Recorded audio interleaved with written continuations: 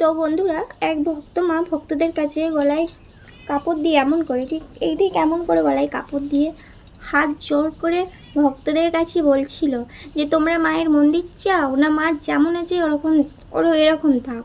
তো ভক্তরা সেই কথা শুনে কিন্তু বলেছিল সেই ভক্তমাকে যে না, মায়ের মন্দিরটা আমরা চাই, মায়ের মন্দিরটা হোক।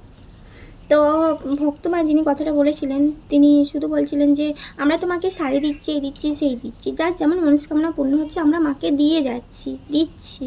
তো সেই দেয়া থেকে যদি সামান্য কিছু টাকা যদি মায়ের নামে দেয়া হয়, মাকে সাহায্য করা হয়, মায়ের মন্দিরটা হোক।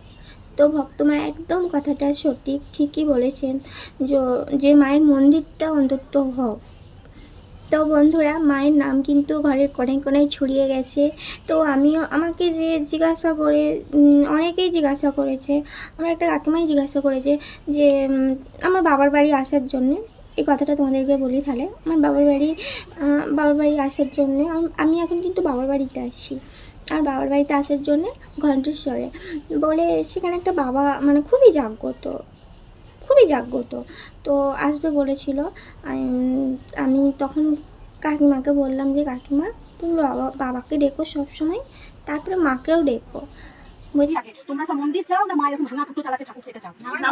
তাহলে আমি তোমাদের কাছে দয়া করে গলায় কাপড় দিয়ে মায়ের হয়ে বলছি, মা কিন্তু কোনো কিছু চাই না। তোমরা মায়ের কাছে এই যে তোমরা সবাই শাড়ি দিয়েছো, কিন্তু মায়ের সেই শাড়ি লোপাট হয়ে গেল। কিন্তু মাকে তোমরা পারো, যে যেমন পারো মাকে কিছু সাহায্য করো। মাকে তোমরা যদি কেউ শাড়ি যাতে যদি কিছু টাকা দাও, তাহলে মায়ের কি হবে, তাতে মা কিছু জিনিস কিনে করতে পারবে। এই যে মা ওখানে কিছু করলো, মায়ের তো সেগুলো সবই জলাঞ্জলি গেল, ওগুলো তো মায়ের মিথ্যা হলো। কিন্তু মা শাড়ি কি হবে, শাড়ি অত ছিঁড়ে যাবে জিনিসটা।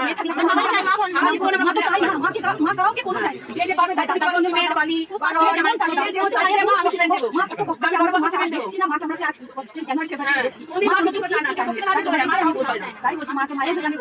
তোমরা যেন থাকতে পারে। বলো জয়।